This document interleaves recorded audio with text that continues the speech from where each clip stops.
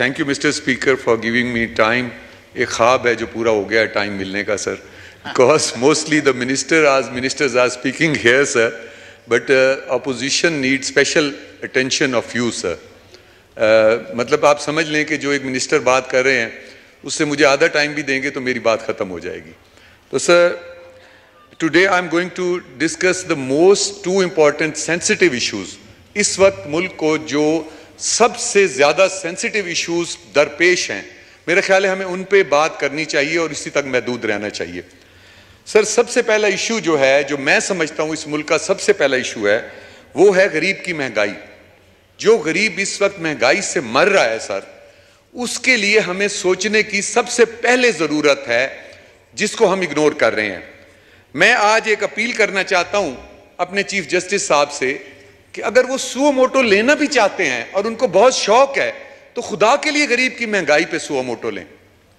मैं उन्हें यह कहना चाहता हूं कि कोई बेंच कॉन्स्टिट्यूशन करना चाहते हैं अपनी मर्जी का, तो he should constitute a bench according to his will और उनकी मंशा के मुताबिक, बट वो कॉन्स्टिट्यूट करें महंगाई खत्म करने के लिए। और तीसरा, अगर वो पंचायत कराना चाहते हैं सियासी जमातों की, तो पीडीएम की और इमरान खान साहब की चार्टर ऑफ इकोनॉमी के लिए पंचायत कराएं कि 10 साल के लिए चार्टर ऑफ इकोनॉमी बनाई जाए, जो कि जिस तरह स्टैब्लिशमेंट के कवानीन हैं इस तरह के कोई उस कानून को छेड़े ना, और गरीब की बेसिक कमोडिटीज का रेट 2018 वाला कर दें, आटा दाल घी चीनी का। इसके ऊपर एक्शन लें तो he will be our hero sir. और दूसरी बात जो मैं करना चाहता हूं सर कि इलेक्शंस, जी जरूर चाहिए इलेक्शंस, हम सबको चाहिए elections, we need elections, but we need free and fair elections. जब इलेक्शन कमीशन का है फ्री एंड फेयर इलेक्शन, तो उसको छोड़ें, इलेक्शन को फिलहाल गुर्बत। दूसरी जो अहम तरीन इशू इस वक्त है सर, जिसको हमें टच करने की जरूरत है, और मैं ये समझ रहा हूं कि जो पिछली तकरीरें हुई हैं उसमें सेर हासिल इसके ऊपर बात नहीं हो सकी, और मैं उसके लिए आपसे स्पेशल टाइम रिक्वेस्ट करूंगा कि मुझे दीजिएगा इस इशू पे। वो है सर सिक्योरिटी इदारों पे नापाक हमले। सर ये हमले सिक्योरिटी इदारों पे नहीं हो रहे, ये हमले पाकिस्तान की बका पे हो रहे हैं।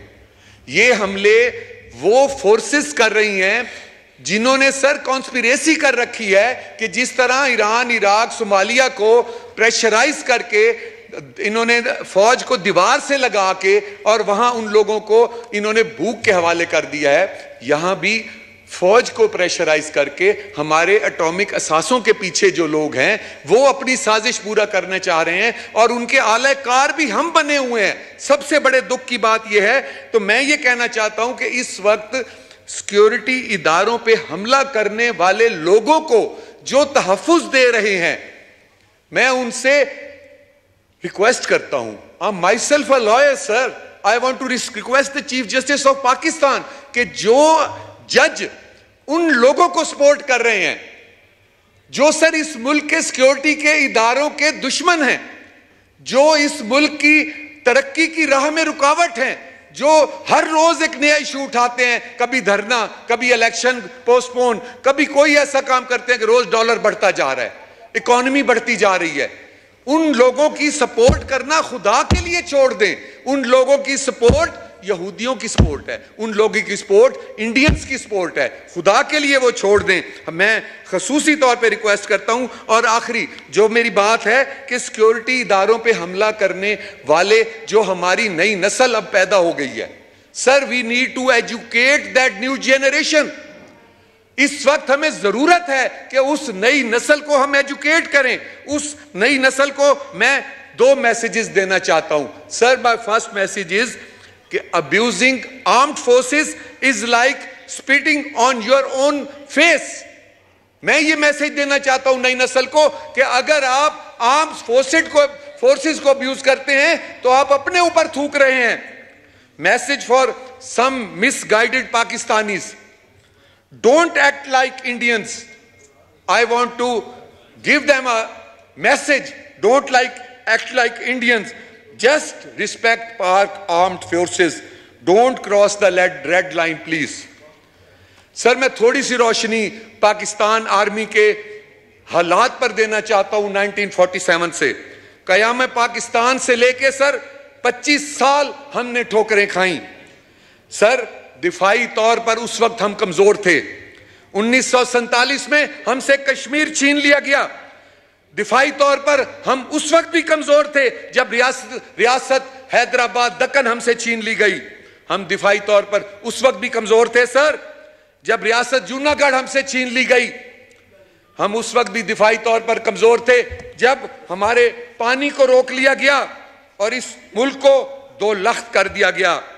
सर, 1965 में इंडिया हम पे चढ़ दौड़ा, लाहौर पर हमला कर दिया। अभी हमें 1965 के असरात से नहीं निकले थे कि मशरकी पाकिस्तान पर कब्जा कर लिया गया। सर, 90,000 फौजी जवानों और सिविल इदारों को कैदी बना दिया गया। 1971 में हमारे इस मुल्क को दो लख्त कर दिया गया और हमें 25 साल की सिल्वर जुबली भी ना मनाने दी गई। सर, अपनों की साजिशें, अगियार की चालें, सबसे बड़ी वजह फौजी लिहाज से इस मुल्क को कमजोर करना था। सर, आज वक्त की जरूरत, उस वक्त की जरूरत के तहत दिसंबर 31 में बची कुची सियासी क़यादत ने फैसला किया कि बावकार कौम अपने जीने के लिए मजबूत और ताकतवर मुस्तहकम फौजी कुव्वत बनाना होगा। ये उस वक्त की जरूरत थी 1971 के साने के बाद। अल्हम्दुलिल्लाह सर, मैं फख्र से ये कहता हूं कि 1971 के साने के बाद मजबूत, ताकतवर, मुस्तहकम फौजी कुव्वत बनाने की जिम्मेदारी उस वक्त की सियासी क़यादत ने मुसल्लह पाक फौज को सौंप दी। बड़े फख्र से मैं इकरार करता हूं सर, सरजमीन जिम्मेदारी मुसल्लह अफवाज ने हमारी तवक्को से बढ़कर इस खित्ते को इस्तेहकाम बख्शा है। सर, मैं इस बात पे फख्र करता हूं। जनाब स्पीकर, हकीकत यह है कि 1975 में अफगान इस्तेहकाम के वक्त, अफगान अदम इस्तेहकाम के वक्त भारत ने हमारे नादान लोगों का फायदा उठाकर एक गैर एलानिया जंग हम पर मुसल्लत कर दी। सर, सोवियत यूनियन के अफगान कब्जा के बाद सूरत हाल और संगीन हो जाती है। अफगान जिहाद का नारा, भारतीय साजिश, कॉन्स्पिरेसी, पाकिस्तान को एक मुस्तकिल जंग में झोंक दिया जाता है जिसमें लाखों जवान शहीद होते हैं, लाखों आम शहरियों की जान और माल की कुर्बानियां, लोग बेघर हो जाते हैं। बात यहीं खत्म नहीं हुई सर। मैं आज नई नस्ल को यह बताना चाहता हूं कि ये वो माजी है जो हमारी फौज से मुतल्लिक है, ये वो कुर्बानियां हैं जो हमारी फौज से मुतल्लिक हैं, जिनसे वो ना आशना है। हमें उन्हें आशना करने की जरूरत है। सर, कोई हमारे इलाके में आज तक कब्जा नहीं कर सका, ये हमारी फौज का तुर्रा इम्तियाज है। पाकिस्तान अस्करी तौर पर अदम इस्तेहकाम का शिकार नहीं हो सका। मैं इसके लिए सलाम पेश करता हूं पाक फौज को। मुसल्लह अफवाज ने हमेशा इसका मुंह तोड़ जवाब दिया है, एक एक इंच पाकिस्तान की सरहद की हिफाजत की है। 1970 सर, मैं पाकिस्तानी फौज को गालियां देने वालों को यह बता देना चाहता हूं आज कि 1979 के बाद अफगानिस्तान में रूस अमरीकी जारियत ने जब जोर पकड़ा तो पाकिस्तान की मुसल्लह अफवाज ही थी जिन्होंने सरजमीन पाकिस्तान के एक एक इंच की हिफाजत की। इस अगस्त ऐवान की तरफ से और आम पाकिस्तानी की तरफ से मैं पाक फौज की मुकम्मल हिमायत का ऐलान करता हूं। सर, मिस्टर स्पीकर, मैं उन यहूदी और इंडियन एजेंट्स को आज ये बता देना चाहता हूं कि पाकिस्तान का वजूद, मजबूत पाकिस्तान महाभारत के ख्वाब की सबसे बड़ी रुकावट है। हमारी मुसल्लह अफवाज 40 साल के अरसे से सर सियाचिन ग्लेशियर पर, जो इस दुनिया का सबसे बुलंद तरीन मकाम है सर, -40 से -50 तक डिग्री तक वहां पे सर्दी पड़ती है। और जब कैंप में से फौजी बाहर निकलता है और उसका अगर बाजू शल हो जाए, टांग शल हो जाए, तो बाजू या टांग काटनी पड़ती है। सर, हमारा हर फौजी वहां जाता है और जब वहां पे फायर चलती है, पहाड़ के साथ खड़ा हुआ फौजी अगर टोपी उठाने के लिए आगे झुके तो यहां गोली लगती है। ये वो कुर्बानी देने वाली फौज है सर, जिसके ऊपर हमारी नस्ल को आज छोड़ दिया गया है कि इनके लिए बुरे अल्फाज चुने। सर, दुनिया में भर में तमाम फौजें अपने रिटायर्ड शोधा अहले खाना की फलाह बहबूद के लिए कारोबार करते हैं। यह कोई अनोखी बात नहीं है। आज डिफेंस जो सबसे सिक्योर हाउसिंग सोसाइटी है, रहते भी डिफेंस में है, फौज को गालियां देते हैं। कुछ तो शर्म करो यार। मैं इसका मतलब यह नहीं कि सिविल इदारों की नाकामी का बोझ भी फौज पर डाल दिया जाए। सर, सिविल इदारों की कारकर्दगी पर आज जो लोग इतराज कर रहे हैं, उन्होंने अपने दौर में सिविल इदारियों की बेहतरी के लिए क्या किया? उन्होंने नारा लगाया था कि हम पुलिस इस्लाहात देंगे, हम एजुकेशन इस्लाहात देंगे, हम हेल्थ इस्लाहात देंगे, ब्यूरोक्रेसी का स्ट्रक्चर ठीक करेंगे। क्या यह सब कुछ पाक फौज ने करना था? क्या यह पाक फौज की जिम्मेदारी थी? ये सारी इस्लाहात देना जो आप नारे लगा के आए थे, काम आपसे ना हो सका, आज इल्जाम पाक फौज पे दे रहे हैं। सर, मैं बैरूनी झंडे वालों के ऊपर, आज जो बैरूनी झंडे पे काम करते हैं, मैं उनको शरेआम ये मैसेज देना चाहता हूं कि पाकिस्तान के दिफाई मकासद के लिए दरकार हर किस्म का असला, जंगी जहाज, तोप, टैंक, गाड़ियां, न्यूक्लियर वेपन, मिसाइल खुद बनाकर हमारी पाक फौज ने अपना लोहा मनवाया है। जो पाकिस्तानी अवाम को अपने मुसल्लह अफवाज से तवक्को थी सर, और वही उन्होंने करके दिखाया। मैं पाकिस्तान की उन नादान खवातीन को यह मैसेज देना चाहता हूं जो सिर्फ एक खिलाड़ी को देखकर समझती हैं कि सारा मुल्क का फाइनेंस और निजाम एक खिलाड़ी संभाल सकता है। नहीं सर, मिस्टर स्पीकर, खिलाड़ी ये नहीं संभाल सकता। खिलाड़ी ने 4 साल में 4 फाइनेंस मिनिस्टर तब्दील किए। खिलाड़ी को नहीं पता इस मुल्क का फाइनेंस कैसे संभालना है। सर, मेरा सवाल यह है कि मैं फिर पाक आर्म्ड फोर्सेस की तरफ आता हूं। जब भी सिविल ब्यूरोक्रेसी को पाकिस्तानी होती है, हर नाजुक वक्त में हमें रिलीफ चाहिए होता है, क्या पाक फौज हमें रिलीफ नहीं देती? जब हम फेल हो जाते हैं, क्या पाक फौज अपनी जानों पे खेल के रिलीफ नहीं देती? वो कहते हैं सैलाब हो या जलजला जाने बचाते हैं, मुश्किल घड़ी में अपने वतन के काम आते हैं। इस दफा भी सैलाब में जो हेलीकॉप्टर गिरा, अपने उन्होंने जनरल शहीद कराए हैं। इससे बढ़ के क्या कुर्बानी दें ये? सर, हमारे सिविलियन इदारे जब बेबस हो जाते हैं, इस वक्त फौज हमारी आखिरी, अल्लाह के बाद आखिरी उम्मीद होती है। जब फौज को बुलाएं, हम वक्त मदद के लिए तैयार होती है। पाकिस्तान की मुसल्लह अफवाज, मैं पाकिस्तान के बच्चों को यह मैसेज देना चाहता हूं कि पाकिस्तान की मुसल्लह अफवाज कमिटमेंट सिर्फ पाकिस्तान के साथ है। वो पाकिस्तान के लिए जीते और मरते हैं। पाकिस्तानी फौज दुनिया की वो वाहिद फौज है जो मुसलसल हालत जंग में है। दिन रात मगरबी मशरकी बॉर्डर पर बैरूनी अंदरूनी दुश्मनों से बरसरे पेकार है, और इसको एक साजिश के तहत इसमें धकेला गया है। लेकिन सीना सुपर होकर दिन रात हमारे जवान कुर्बानियां दे रहे हैं।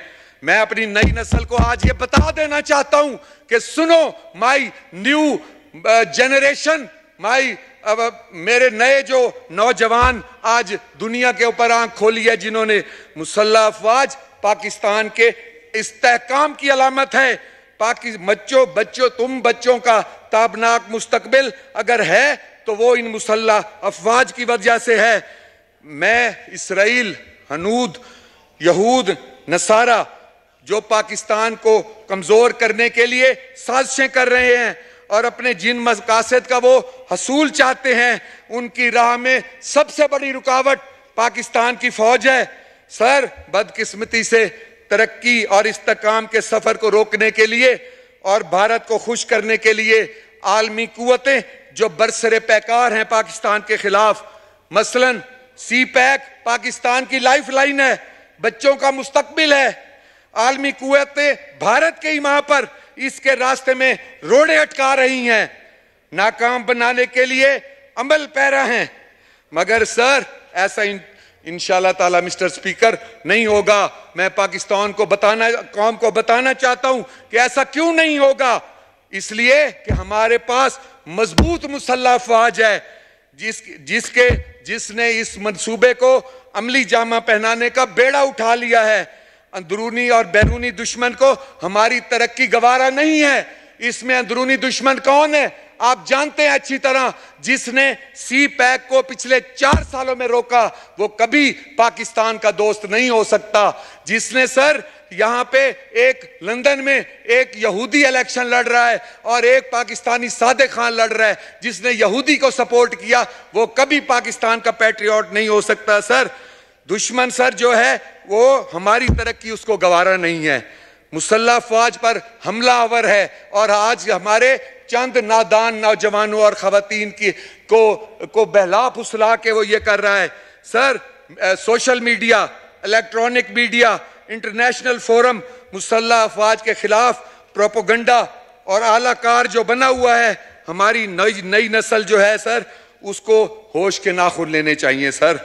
कल खान साहब ने, मैं आप एक बात बड़े अफसोस से कहना चाहता हूं कि जमान पार्क में 9 मई के हंगामे के लिए खान साहब ने वहां पे गायबाना नमाज जनाजा का इनकाद किया।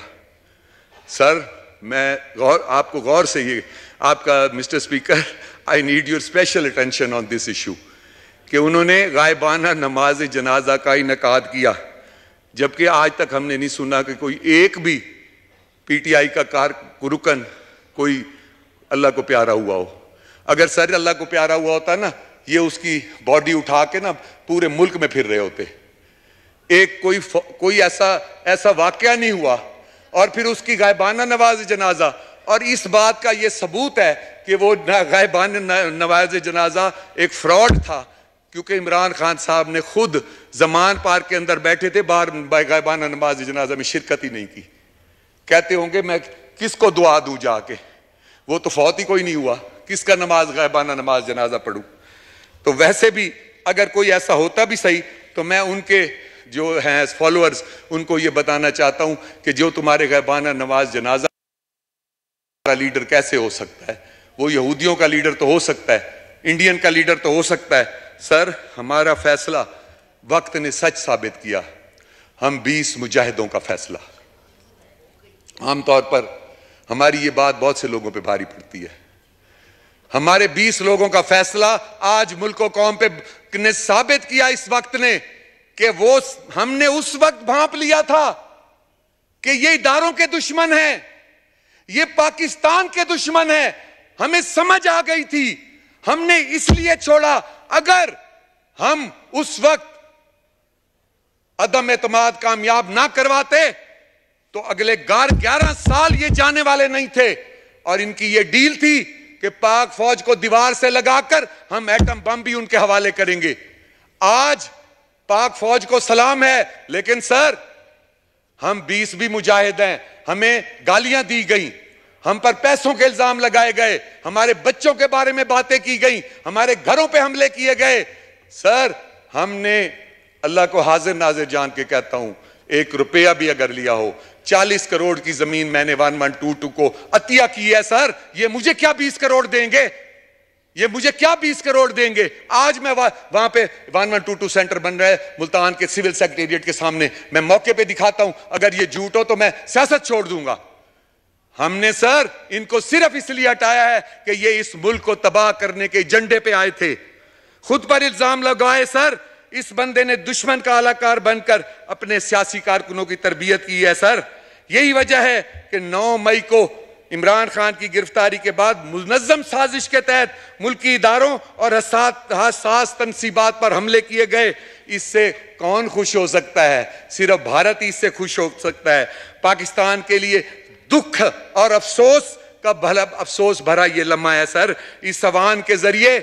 और जैसा कि आप जानते हैं कि इसी अवान में आपकी इजाजत से, मैं नाम लूंगा, हमारे स्पीकर नेशनल असेंबली की इजाजत से मैं ऑन रिकॉर्ड ये लाना चाहता हूं, और ख्वाजा आसिफ साहब की इजाजत से मैंने यहां यूनैनिमस करारदाद फौज के हक में पेश की थी जब हमारे नए आर्मी चीफ आने वाले थे। I was the one who presented in this August House a resolution for Pak Army, और उसके लिए यूनैनिमसली पास किया गया। मेरे स्पीकर साहब ने इसमें सपोर्ट किया और ख्वाजा आसिफ ने मुझे इसके लिए सपोर्ट किया था। आज के दिन मैं उसका शुक्रिया अदा करना चाहता हूं सर।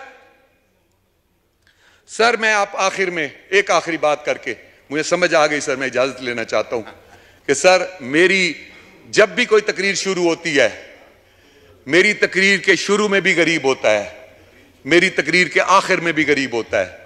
इसलिए सर कि वो गरीब जो सुबह को मजदूरी करने जाता है और शाम को वापस आता है, पहले उसकी मजदूरी नहीं लगती थी सर, तो वो कहीं से उधार उठा के भी गुजारा कर लेता था, लेकिन अब जब मजदूरी नहीं लगती तो सर वो भूखा सोता है। जो वो भूखा सोता है सर, उसकी बद्दुआ अर्श पे जाती है। वो बद्दुआ इन साजिशों को लगेगी सर जो हर वक्त मुजाहरे करके, अब सर कल भी एक मुजाहरा हुआ है यहाँ पे, कल भी एक यहाँ पे एक धरना हुआ है सर। मैं सुबह कुदरती अपने पार्लियामेंट लॉज से निकला हूं तो मैं उसी तरफ गया तो खुदा की कसम लगता था कि यहाँ ऐसे साफ सुथरा हर चीज ऐसे पड़ी थी जहां कोई कल यहाँ पे कोई लाखों बंदे थे ही नहीं। ऐसे लग रहा था कि यहां कोई आया ही नहीं है। और सर कर जब इतना बड़ा बहुत बड़ा समंदर हमने देखा है और उस समंदर से पता ये लगता था सर एक पत्ती भी किसी दरख्त की नहीं उन्होंने उतारी। ये होता है सर धरना, ये होता है धरना। और अल्लाह रहम करे ये वो धरना था जो पाकिस्तान के मुहिब्बे वतन लोगों का था। और इसी इस्लामाबाद में धरना हुआ था सर, इसी इस्लामाबाद में आग लगाई गई थी। कौन आग लगा सकता है? इंडिया का एजेंट आग लगा सकता है, यहूदियों का एजेंट आग लगा सकता है, पाकिस्तानी नहीं कर सकता ऐसे सर। मैं सर आखिरी बात करके आपसे इजाजत चाहता हूं। मेरा गरीब सर भूख से मर रहा है। मैं हाथ जोड़ के अपील करता हूं, जोड़ के अपील करता हूं तमाम सियासी जमातों से, और अगर इमरान खान साहब एजेंट नहीं है यहूदियों के, एजेंट नहीं है इंडियंस के, तो मैं उन्हें आज चैलेंज करता हूं कि वो इलेक्शन के लिए ना बैठे, क्योंकि हर इलेक्शन के बाद महंगाई बढ़ जाती है। वो चार्टर ऑफ डेमोक्रेसी के लिए बैठे पीडीएम के साथ और 10 साल का चार्टर ऑफ डेमोक्रेसी बनाएं बैठ के, और ऐसा चार्टर ऑफ डेमोक्रेसी हो जिस तरह आर्मी के मामलात को कोई इंटरफेयर नहीं करता, उस 10 साल की चार्टर ऑफ डेमोक्रेसी को no one should interfere in that. और सर आखिरी बात कि मैं गरीब के लिए 2018 की रेट की आपसे रिक्वेस्ट करता हूं कि उस चार्टर ऑफ डेमोक्रेसी में 2018 के आटा दाल घी चीनी के रेट दिए जाएं। And sir at the last I thank you for your time, for your patience and the respect you have given to me. I am thankful to you sir, thank you very much. जी मोहतरमा किश्वर ज़हरा साहब। Speaker साहब, आई salute you.